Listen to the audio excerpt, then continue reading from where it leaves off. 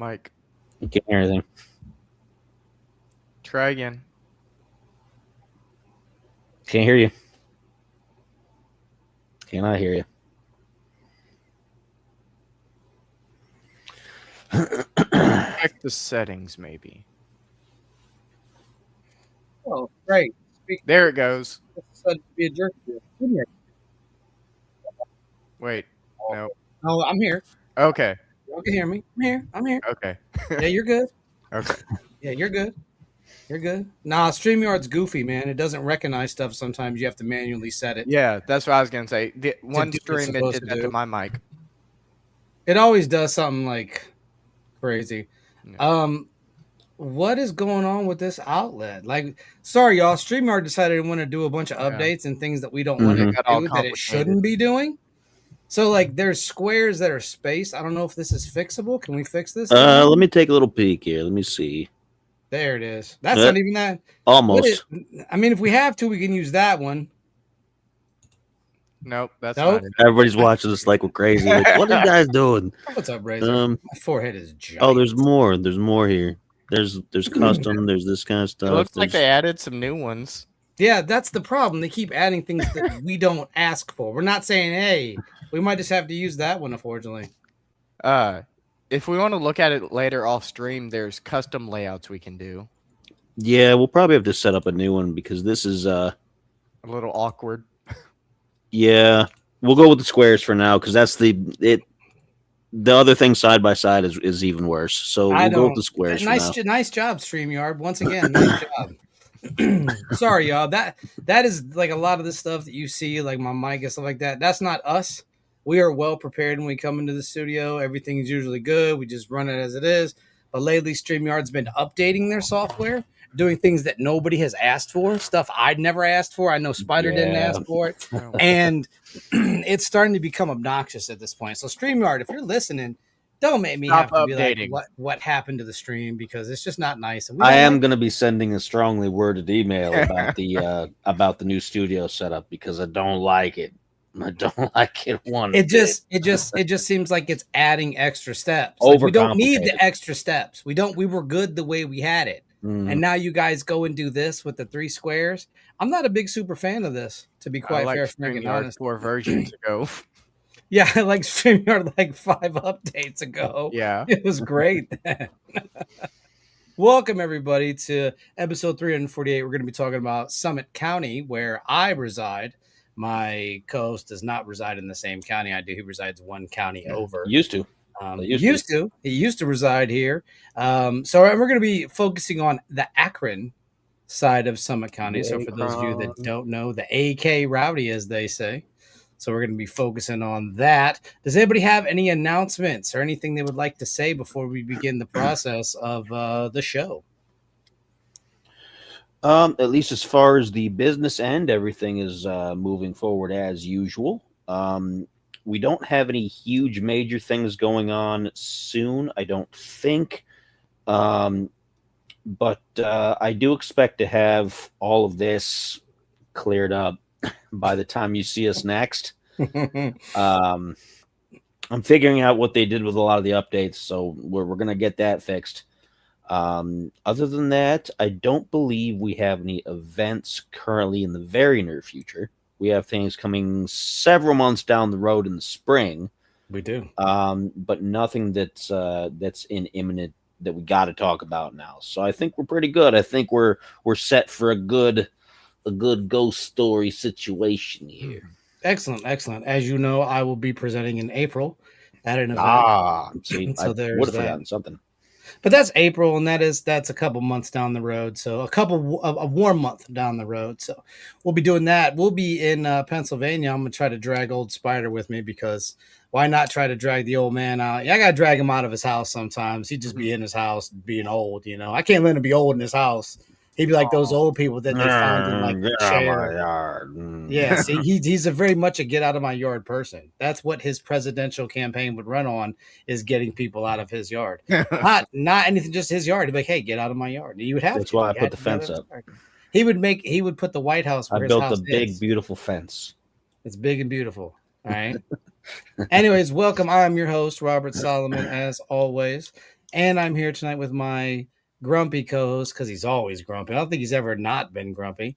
Ladies and gentlemen, the freshly cut, freshly squeezed Spider. Look at that. Look at I that know. debonair. I He's mentioned this rocking before that I looked like I was living in a cave in Afghanistan and they were pulling me out with the Navy SEALs or something. So I would hope that would happen. And of course, below me, the man that does look like they just freshly pulled him out of a cave in Afghanistan, but with the sweet, sweet Fallout New Vegas sweatshirt that I Yep. like. Very cool, very cool. Ladies and gentlemen, it is, of course, Steven, no longer the intern, so that's awesome. Speaking of Fallout, the TV show is amazing. I don't know if you guys watched it yet. I just finished the last episode on Wednesday. So very good, very good. I know it's not your thing, which is weird, but I get it. I get it. So let's jump right into this because we got to let Streamyard know. So we're going to first start off with a place that is quintessential to Akron, to Summit County, to the world, really. And that would be the Akron Beacon Journal Publishing building. Now, this is one of the oldest continuously operating businesses in Summit County, and it was first published back in 1839 by Hiram Bowen. And in 1896, the Akron Evening Journal existed to compete with the newspaper itself.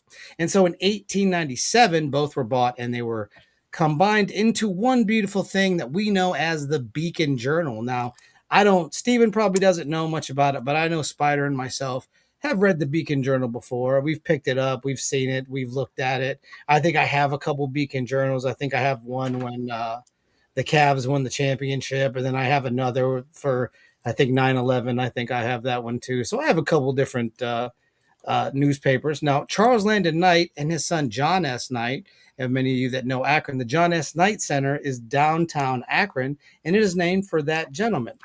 And it is now owned by the Gannett, which is the largest newspaper publisher in circulation. Now, it was housed in the Akron Times Press building that was built in 1930. However, printing ceased in 2013 and it was relocated in 2019.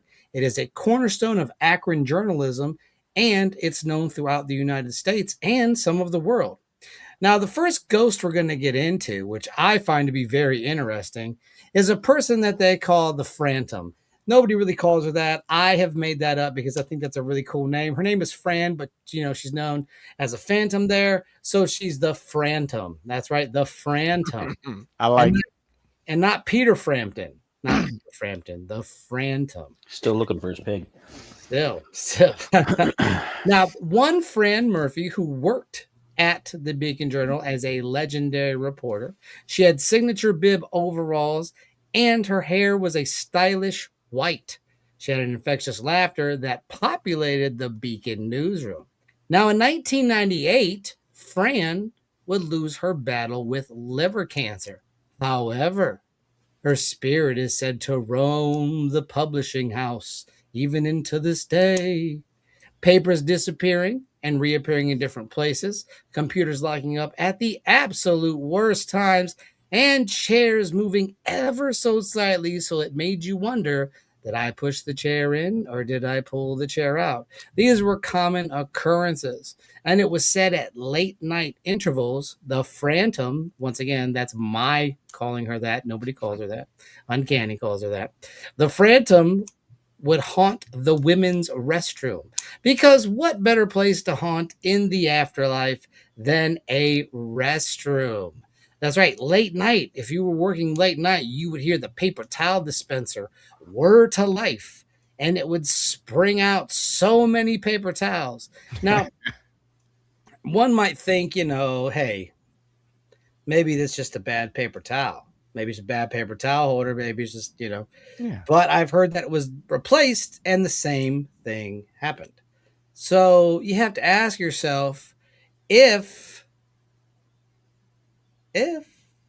it's really the Phantom or it's just a bad faulty circuit. But I think I'm leaning more towards the Phantom. Now, a janitor working one warm summer night heard the rustling of these said towels in the adjacent restroom. When she went to check out what was going down, she felt shoulder taps and a freezing wind And when she looked in the mirror, she saw none other than the phantom in the mirror. Now, that night, I can only imagine. Listen, I'm the type of person, if I'm working late night, and listen, we're going to get into something I saw a little bit later on here. That's it. I'm done. Not working there no more. It's not gonna happen. I'm sorry. I'll be home in bed. I'll get a day job where there's no phantoms. Nobody can haunt me and spit paper towels at me, because that would be rough. That would be a rough situation. Now, others also felt these shoulder taps and heard hearty chuckles when no one was there. Now, on the last day before they relocated, some say they caught a glimpse of the white-haired, bib-wearing phantom. Was it, in fact, the phantom? To see if deadlines were being met in the afterlife? Who knows? Who knows? News today, gone tomorrow. Now we're going to get in a little conversation about this, because I want to know what my two cohorts, partners in crime, have to say about this. Spider, let's start with you. As a resident of Summit County for X amount of years, did you know about the Akron Beacon Journal place being haunted? I didn't know this. This is something that this is all recent information for me, but what are your thoughts, and did you know about this? I don't think I heard that story before, but the more I've thought about it, it doesn't really come as a huge surprise. Not necessarily this specific instance, but you have to wonder, especially back, like right now, there's so much news and stuff, and a lot of it's like people are over worried about some news that isn't a big deal and under worried about news that is a big deal. And back then, the landscape was different. When news came in, like this is important, this is emotional, this is whatever. And many newsrooms, I feel like across the country or even the world, are kind of like focuses. They're focused areas, like a nexus of emotional energy, because of how people are reacting to the news, how fast they have to get the news out to the people, how responsible they feel towards the people to get them the news and to make sure it's fair and unbiased. And maybe there's been an explosion here, or there's been a tragedy here, and there's been these things, and you have to work through all of those emotions yourself and still present things without completely falling apart. So you have to kind of push a lot of that stuff down to be a good news reporter at the time. Now we have news shows and people freak out all the time. But you would think that because of all this energy buildup and everything that's kind of there, that you would hear about hauntings a bit more often at some of these places. It seems like a place that would be, this is the most likely of a place to have hauntings, whether by people who were traumatized by the news that came in, or people who were just that dedicated to the job, to presenting, quote unquote, the truth and the facts and making sure people heard it, that they're going to stay there pretty much forever after the fact. And it left an impression, it left an echo behind. Whether it's an actual spirit of some kind, who knows? Whether it's an echo of a person, as we've mentioned before on the channel, that's really not necessarily the point. I think the point is that a place like that definitely draws that kind of an energetic situation where that's going to build up and it's going to cause things to happen. So I'm really not surprised. It's a new story to me, but it's not surprising, I think, once we think about it. I think too, once you have it know where it's situated, this is situated in places where the American Indian was roaming around, and who knows what happened on those grounds. And history is one of those things that unless it's discovered, it's forgotten. So we don't know the implications of what happened there. We don't know what kind of energy comes with reporting deaths and sad news. And because some people believe that just by reading a book, like the Shemza Makharif behind me, that it would cause a jinn to appear, or even having it in my home would cause a jinn to appear. And some people believe this. They thoroughly think that because you're interacting with it, or because it's there, it's more likely to take shape and take root. And you make a good point. It could be an echo. I think a lot of this stuff, I think all of it for the most part is echoes or something nefarious, because it's, if Fran loved her job that much, right? And she was like, yeah, I love this job. then I think her echo would want to be at the place she loved being. And, not the soul itself, but whatever remains of that sort of lingers around to recapture some of that old glory. But some good points there. Steven, the uneven. What are your thoughts on this? Because I know you're not from here. You probably have no idea what we're talking about, where we're talking about. You might have heard of Akron, like in passing, maybe because of LeBron James. That's what I would think. But what are your thoughts on this situation and the building having a ghost like Fran? Well, it sounds like your typical ghost story, moving stuff around slightly and just, the hearty laugh and all that stuff that you mentioned earlier. So it just sounds like a very stereotypical, generic ghost story to me. And as you both mentioned, with it being at like a facility, like what did you say it was, like a news reporting facility? It was the Akron Beacon Journal. Yeah. It's basically a newsroom and like like you said. Yeah, like you guys said, they probably deal with a lot of stories and a lot of death and, all sorts of stuff there. And what I'm wondering, what I've been wondering lately is, like Rob has said before about ghosts being frequencies or echoes or whatever you want to call it. I think that's a very good way of putting it. And I wonder if some of these ghosts aren't necessarily just people creating this energy themselves with their own thoughts and the law of attraction or, whatever you want to call it. It is been proven by science and placebo effect. So what if these people are actually causing these things to happen just because they've heard stories about how this place might be haunted by this particular ghost? So they create these things and they build up all this energy with their mental thoughts until their thoughts become the reality of what they experience. I think that's a good concept. It's almost Tulpa-esque when we think about it, or almost a self-fulfilling prophecy of, this person was beloved by so many people. So her not being there, they're almost creating that person to fill a void. Exactly. And so because they're creating that person to fill a void, it's almost like she appears. The ghost is Tulpa. I have to wonder, though, her not being there, them not being there, that energy that can't be dispersed at that location. I wonder if we went there and looked around for things, if in fact that she would appear, because we don't have connections with her. We know of her, or we know of the legend. Now. Yeah. So maybe because we've heard the story, it gives a little bit of life to that energy. But I would be curious to see that if, okay, let's take some rando dando stranger from the street that doesn't know anything about Akron, doesn't know anything about the Akron Beacon Journal, even if they do know about Akron, if they don't know about Fran, right? If they don't know about the Phantom, bring them in there. Like you said about the Trans-Allegheny Asylum. Yes, exactly. And I think that I think that's something we need to start pursuing as a team, is taking people, or taking one of us that doesn't know, like we would take you to one of these places, because I'm not going to cover all of them, and there's quite a few, and just see what you see and see if it matches up to things that we also have read about and talked about. So very, very excellent points.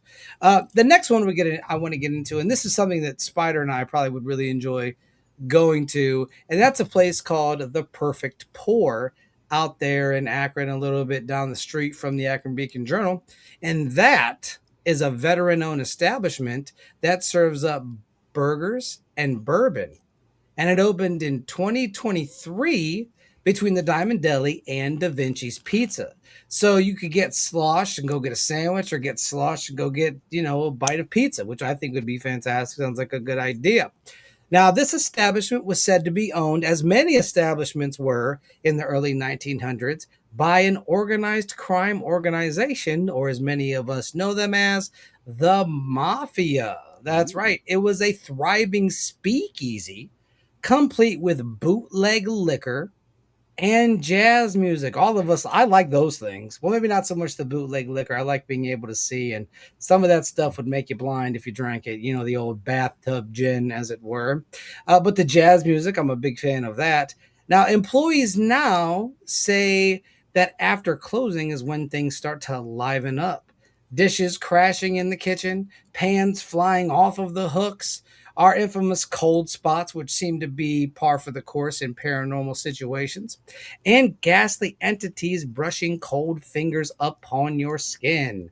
Not a big fan of that last one. I don't want to be touched by ghastly, ghostly fingers. Not a big fan. Um, so it is said that an odd and quiet man tended bar there at that speakeasy. He poured drinks, he talked to the patrons, but he never asked questions of himself. Kind of kept his personal business to himself, as many should do at their jobs. Many should be doing this at their jobs. Shouts out to him for that. But it wasn't a polite reason, it was a more nefarious reason.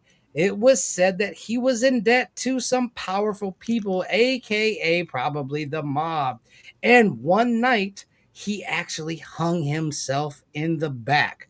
Now, as many people know, whenever there is a grisly death or a gruesome death, that spirit's spirit or that person's spirit continues to roam the area in which they died, which would suck. Because imagine working a job and then you die and then you have to haunt the place that you worked. So you can't go home, you don't get to clock out. That'd be like me and Spider, dying at Sears, and then we got to haunt Sears. It's not even Sears now, so we're going to be doing things that Sears people would do. I'd be getting shoes, and he would be getting ratchets. On the plus side, since it's the same building, we would probably get the whole mall building, which means we'd be able to get down there for coffee. And we could stop at the GameStop and be down there for an hour. Haunt the whole thing from and then food court and everything. We could be told that we're going to miss the morning meeting, and then we could just look that person in the face and say, "We don't care. We don't go to morning meetings." I do that anyways. No, you got to do what you got to do. Yeah. So a line cook, getting into another example here, a line cook, he was finishing up his shift when he saw and heard the clatter of a metal skillet skidding across the floor.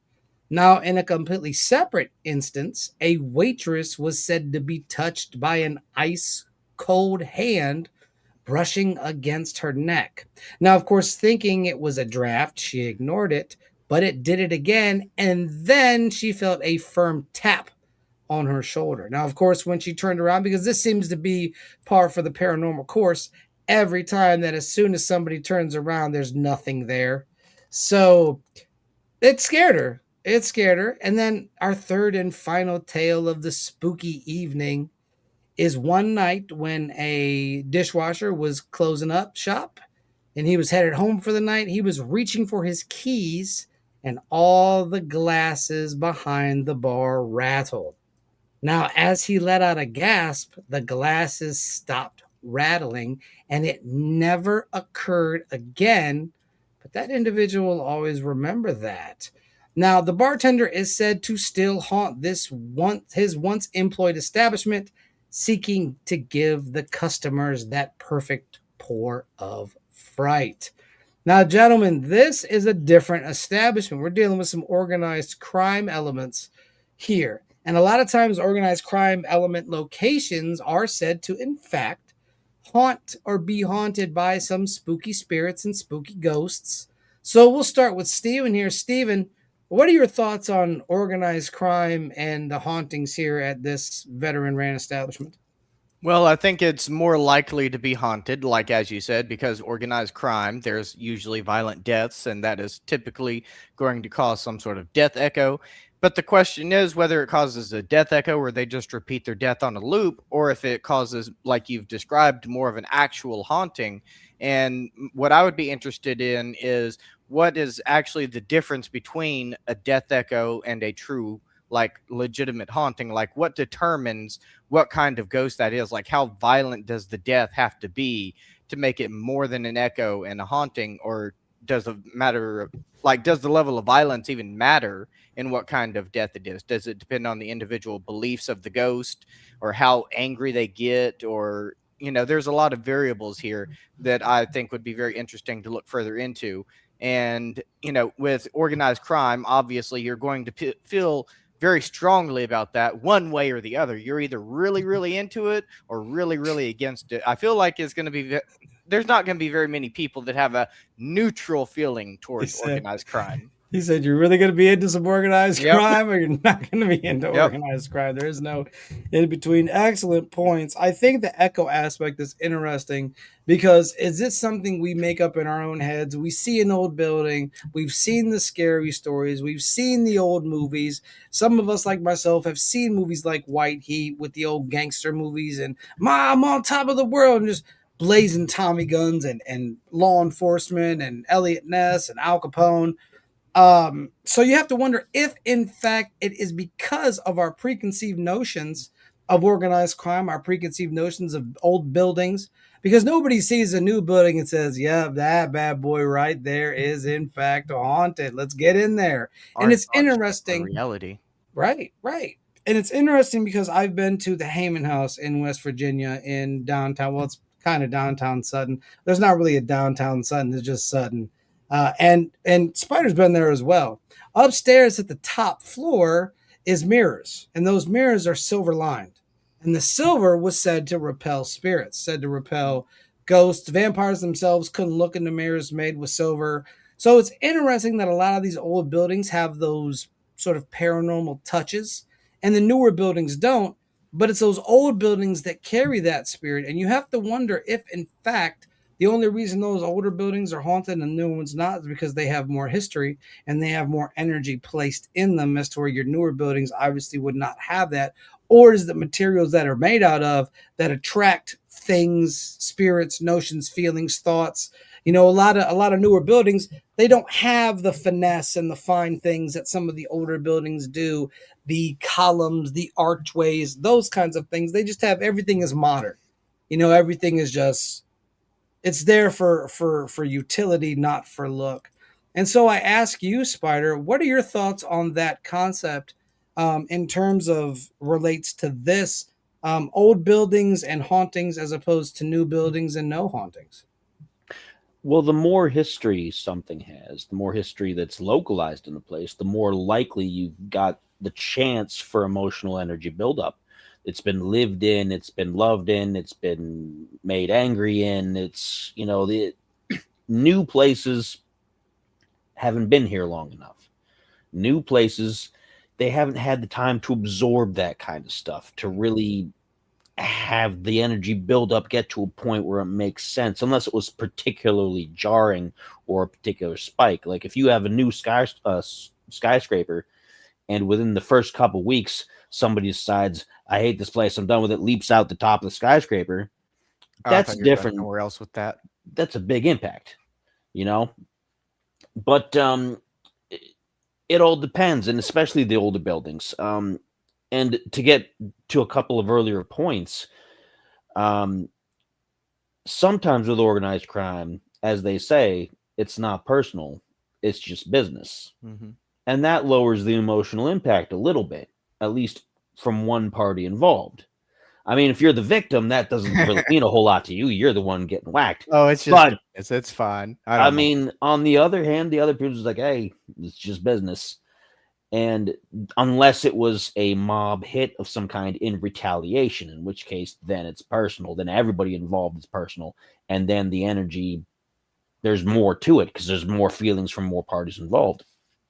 And one other interesting thing that I wanted to point out also, to address the fact that when you turn around, there's no ghost tapping you on the shoulder. Where did it go? You felt it on the shoulder, but it's not there. Steven's going to love this. Quantum mechanics tells us Yep. that a particle does not have its existence in play until it's Until it is observed. observed. And so if you turn around, you're turning around right at that moment where you don't observed believe in ghosts. You just believe there's going to be a person there. And if there's not a person there, you can't observe a person. And so there's nothing there. But what if you believe there's a ghost there? Would you observe the ghost? You might have seen something. You might have seen a shadow. You might see, because people do sometimes see things. And you They'll do see turn things around out of and your you'll see, periphery better than straight on. you'll see shadow figures, or you might see ghostly figures. And that's kind of the difference, because we expect different things when we look for things. And even some people who believe in certain things don't always expect to see something. And because of that, they might not see anything, whereas somebody next to them might be like, you didn't see that? There was this shadow figure right there, and it was It's looking like at Jody you, knows it came cat. after you. And so it's an interesting point to consider when you're trying to debunk evidence, because again, we're just touching on the very edges of quantum theory and quantum mechanics and string theory, of course. And what's the one I'm missing? Oh no, I just actually wanted to add on to what you were saying about quantum Oh, okay. I mechanics. thought you were like gonna inject And another one. I also wanted to add on to what you were saying about quantum mechanics and say that technically, according to science and quantum mechanics, our very reality is subjective because it has to go through our eyes, through our hands, whatever sense we're using, hearing, whatever. It has to go through our body into our brain and be processed by our brain before our reality is determined, which means that nobody on this entire planet experiences actual reality. Every single human experiences a subjective reality that is interpreted by their own mind. It's Everything's it's interesting that you say this because I don't look like to me, I don't look like I look the way I look to you guys. And that's interesting to me. Bill Paxton. Bill Paxton, right? Like me and my He voice. thinks I just faked my death and became me. He's that and got a job at Sears because why not? Why not work retail after a lucrative movie career? And that's John Moxley from AEW right there. So it's not like it's a hard pressed thing. Yeah, that's amazing. I do think it's interesting that a person's peripheral sees those things more so than the straight on vision does. That's why military people look from side to side. Which I think plays into our ancient past of who we were and how we had to survive. You had to be able to see things out of this area head on. You could do something. Like if I see Spider coming at me with a knife and he's rushing forward, I can already decide what I'm gonna do. I'm like, okay, I'm gonna trip him. I'm gonna disarm him. I'm gonna tell him he's not a good person. I'm gonna, hey, you're not a good person. Stop doing that. And he's gonna have to stop doing it. But if you guys are over here, it's a little bit more of a problem because now I have to adjust focus and I have to be like, okay, there's something over here. And this is something that's practiced in warfare with the Fuma clan in Japan during the Sengoku era, the Warring States period of Japan, is they would get into the periphs of the samurai because the samurai fought nobly and the Fuma did not at all. They remind me a lot of the guerrilla warfare we used against the British during the Revolutionary War. So you got periph, and they know that. And I think that's an interesting aspect because I think our peripheral vision, the reason we see those things is based on survival from who we were in adaptation, from who we were when we were, where we were, whether we were in, Israel, whether we were in the Middle East, whether we were in, different parts of the world in our ancient past. That is what I believe our peripheral is a survival mechanism more so than it is just like going side on. I can read right here, right? But there might be something that moves out of my peripheral and I got to go. You got to like turn your head and then make a decision after you turn your head. That's right. And so that's a really good approach to that. Now, Spider, I know you wanted to say something. What would you like to say, good sir? I think I lost it, but I was going to mention something else. I think that was related. That part of that is because predators that would attack, like groups of predators who aren't just single hunters. That's how they kind of get people. They go from one side, draw your attention. Somebody gets you from the other side, and so it's again, it does play into survival instinct that if you're not able to react to both locations by being able to see both things coming at you, you're going to direct your attention away from something that's the threat because something else is going to be taking that and being like, oh yeah, come get me. Haha, you can see me. Oh, my buddy just bit your leg off. So, it happens in the animal kingdom, and it's just because we're evolved and civilized doesn't mean we're immune to it. And that's funny because it's true. Predators will do that. They'll be like, and you're looking this way, meanwhile their buddy is behind you and you ain't got time to react because they're already on you. And that's a very good way to put it. And that's how a lot of warfare was used back, in the Revolutionary War, but also with the Fuma clan and many other situations involving warfare where, hey, mom, hey, buddy, what's up right here? And then all of a sudden you got an arrow in your neck. You know what I mean? So it's a very interesting situation. So our next great stop on our Summit County adventure here is the Evans Building. Now, the Evans Building was built in the 1900s, but its history is older than that. And in 1825, Henry Clark built a 2-story tavern. Now, this was to give the Ohio and Erie Canal workers a place to eat, drink, and rest. And it was actually the city's first hotel and public housing. Now, what we have to understand here is the Erie Canal has many locks. And there was one that used to be there was one where I used to live.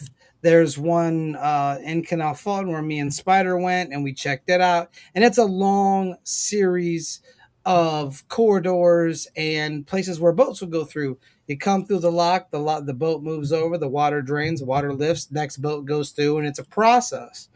And a lot of murders happened. A lot of people died on that Erie Canal. People would get malaria while working on the canal, and where they dropped, they would lay. They were burying them there, right there. Because, I mean, honestly, that's what you would do. You're not going to take them anywhere. You got enough dirt. You just bury them right there. And so a lot of the time, these boats would come down and they'd have little bars and taverns and places like that for people to get off, go get a drink, go get a rest before you had to get back on and head back down the next day. I think that'd be a very interesting life. I think it'd be a very hard life. But I think traveling that canal and dropping off supplies, I think would be a fun adventure. I wish the locks were still in operation, but many of them sadly have had the water drained. The rivers have moved. The ones that were by me or where I used to live, those have been shut down. The river was moved over, and nobody comes down through there but canoes. Nobody's bringing goods and services. I'm not opposed to the Uncanny Pirate era. And I think that's really interesting. So that's something we have to take into account when you talk about Summit County and Northeast Ohio. You have to talk about the Ohio and Erie Canal because it was an important way for transportation to move into the interior of the United States. Very fascinating place. And in 1836, Akron's very first mayor, like the first mayor of all time, Seth Iredell, was elected to the walls of Clark's Tavern, within the walls, not to the walls. He wasn't the mayor of the walls.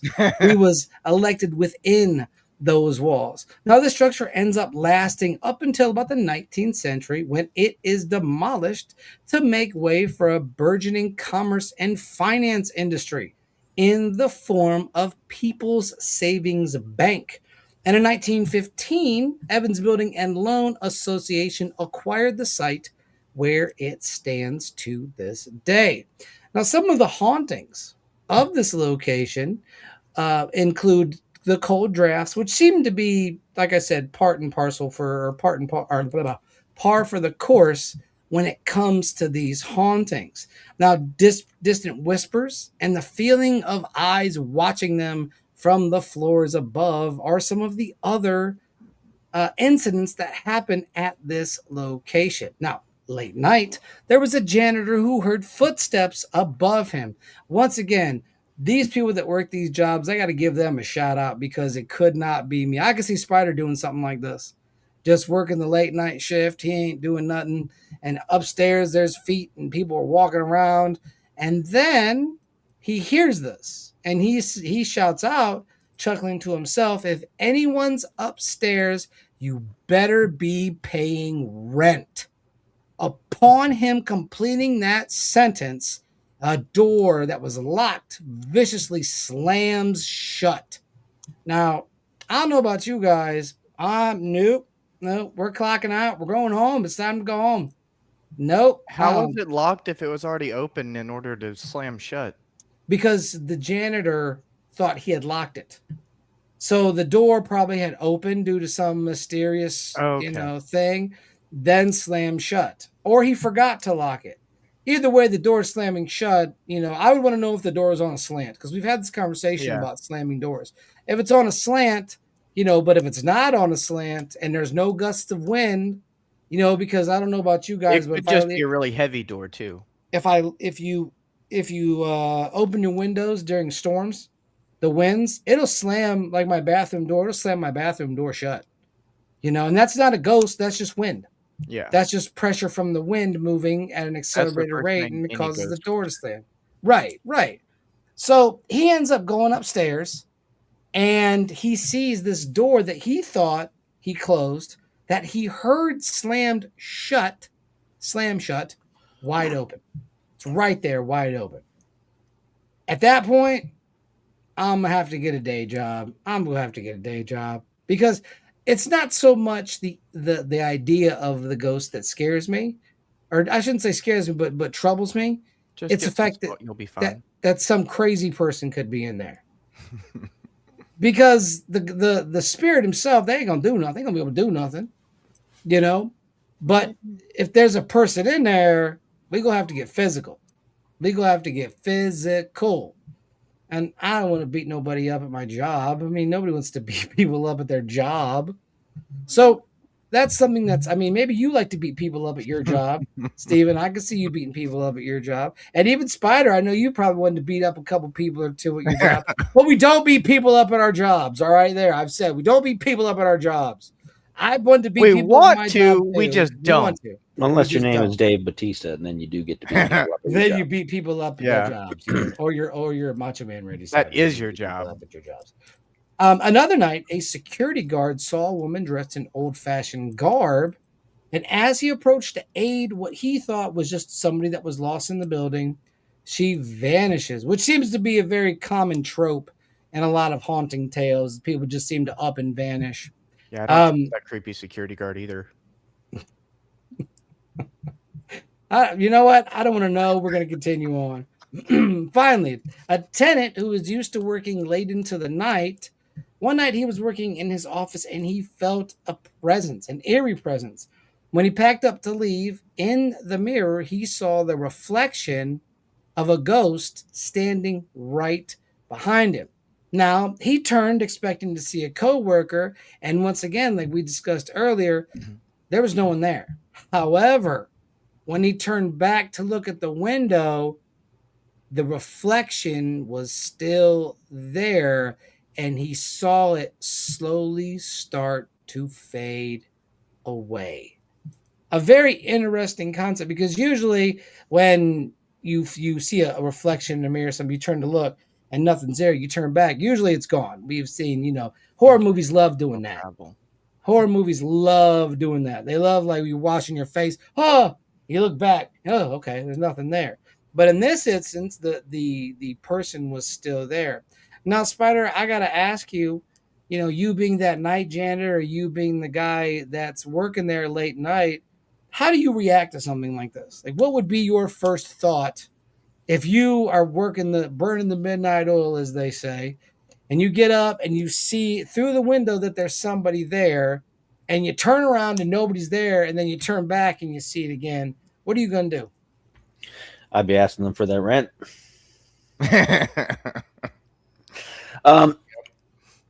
More likely, I would probably be like, all right, well, I'm checking this out. Somebody's playing some games with me. That's when you get into investigation mode. You check the whole thing, top to bottom, guess I'm moonlighting as a security guard tonight.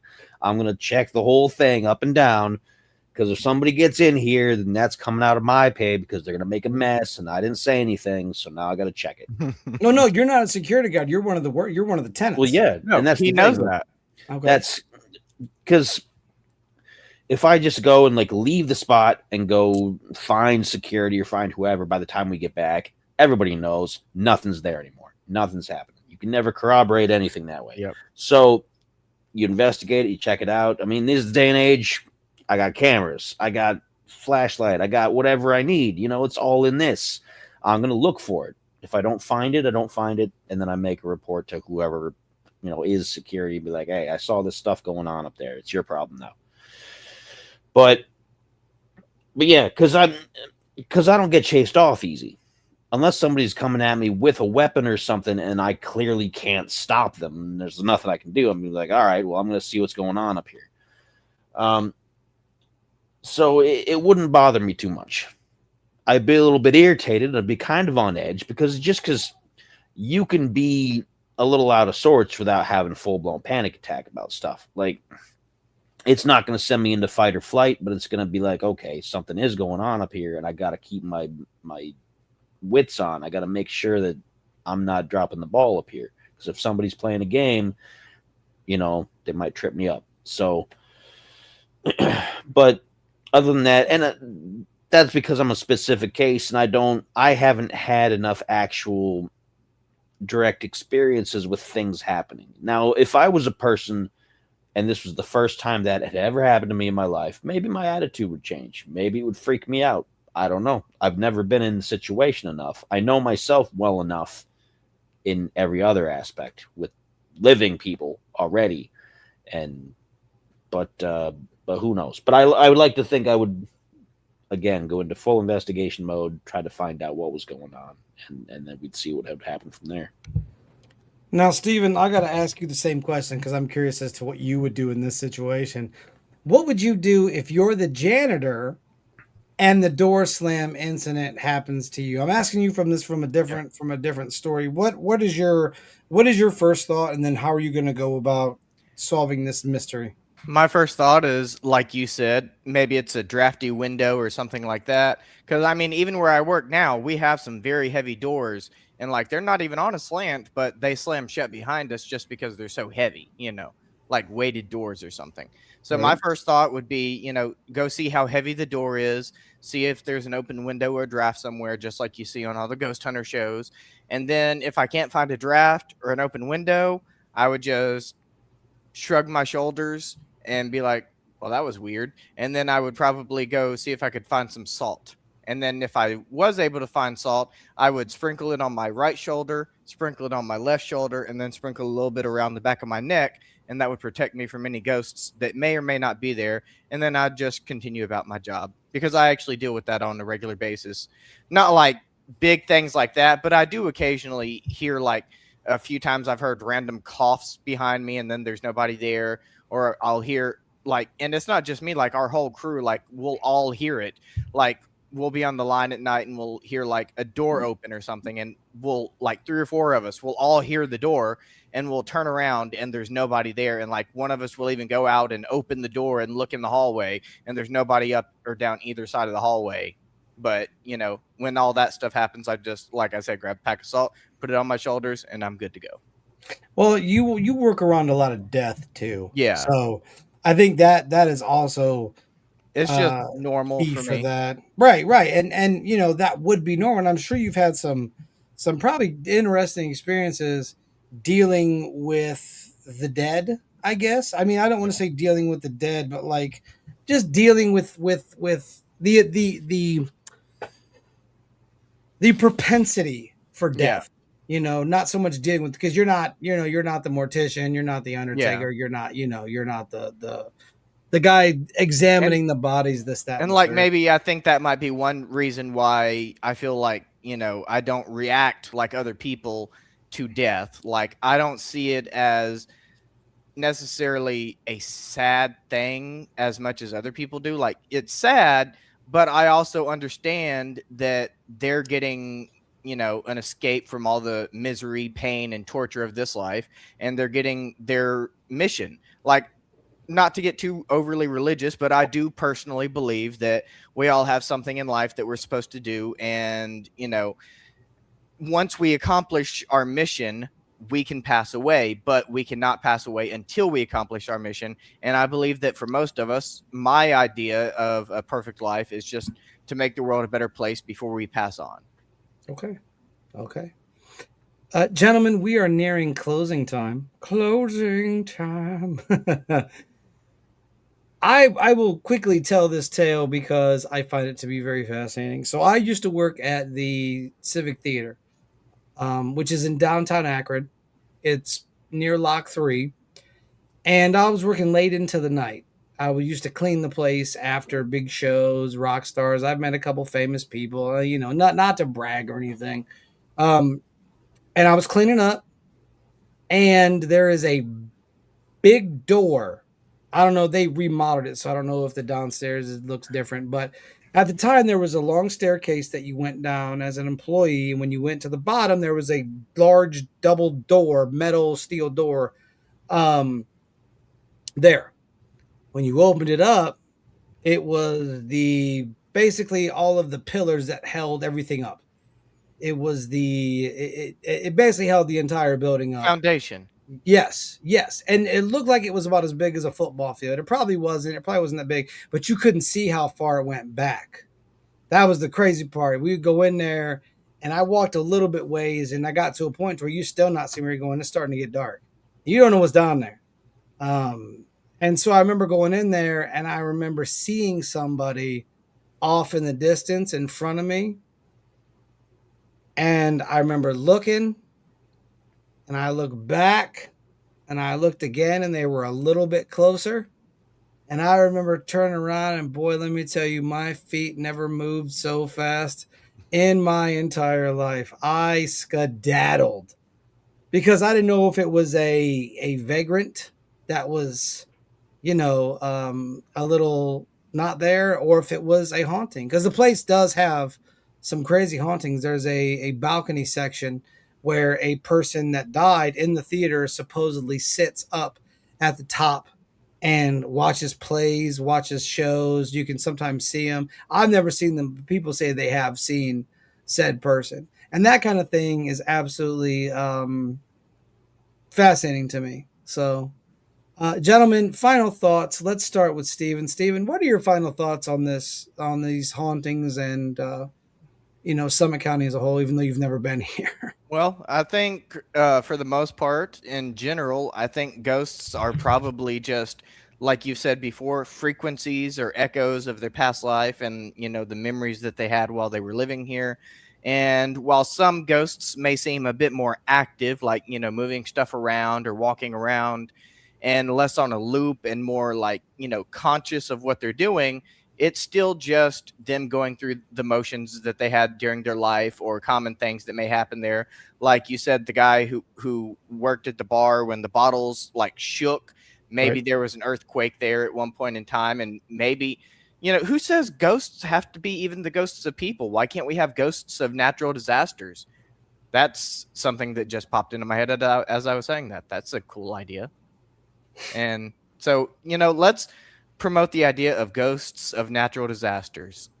There you go. That's what we're gonna put on your tombstone when you Yep. die. Promote ghosts of natural disasters. Yes. Hashtag Steven. Spider, final thoughts to wrap all this beautiful presentation, this beautiful episode up. Summit County it has history. It is not necessarily one of the oldest places in the United States, but it does have a lot of history. People tend to forget that Ohio, being right next to Pennsylvania, Pennsylvania having history that dates all the way back to the founding of the country or earlier, that people easily went over into this part of the country as well. So there's been a lot of things that have happened here. And Akron specifically has a lot of historical buildings, being the rubber capital of the United States for a while. You had factory workers before and after unions, so you had a lot of misery back and forth. You have the schools, the colleges, the education, and the canal not too far in Summit County. I mean, the canal itself is just, again, a focus for all sorts of emotional energy, both triumphant and tragic, and all of that goes into play. So I think there's probably a lot more places that have unusual happenings than what we know of, and sometimes people just don't like to talk about them. The famous stuff is pretty cool. I've been to a few of these places. I've seen some of these things in person. The Civic is a nice theater. It's clearly an old theater, and they've done renovations, but you can tell that there's history in that building. Mm-hmm. And I would imagine being there, without a crowd, being there after dark, without a big show going on, that place can probably get awfully creepy. It does. It I does. can see it because the chandeliers and everything, and the stage and all that. Yeah, I can just that'd be a perfect spot for an overnight ghost haunt location. Oh, I agree. But yeah, it doesn't surprise me too much, and I think that there's probably more there than what we know, and I hope more stories come out, and I hope we get a chance to kind of check some of these places out and see what the veracity of the rumors are. Excellent, excellent, excellent. So, in closing, I think that, you know, having been to some of these places that they talk about, I didn't even mention everything, and I've been to a couple of them. There's a lot of history here. Whether there's ghosts there, whether there's not ghosts there, there's still that history that still permeates the ground that you walk on when you go to Summit County and you walk around. It's a very thriving town now after they've renovated a lot of stuff and they've fixed a lot of the highway stuff. It's very interesting at this point because it's very much a picture of the modern and the old. And I continue to see Akron improving.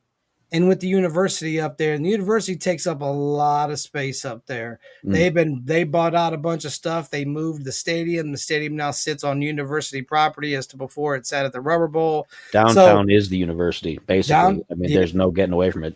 No, it's part of Akron, whether you like it or not. So I'll be interesting to see where it goes from there. But I think as long as we're sitting and looking and understanding, Summit County is always going to have a history, and there's more places in Summit County, just not Akron. There's Ellett, there's Barberton, there's Norton, there's Cuyahoga Falls, there's Greene. It's a very big county. It's not just Akron, and there's all kinds of stories. Rogues Hollow is part of Summit County, so a lot of that stuff is still very fascinating to me, and I would love to see more of it. So, what do we got on deck for next week? We got ghosts again over More here with ghosts. me. Yep. What are you going to do? I'm gonna look into the differences between tulpas and ghosts and see if I can actually find any sort of scientific or spiritual evidence to finalize if they're the same thing or if they're different, and kind of what is similar between them and what is different about them, like a contrast and compare, I guess. Nice.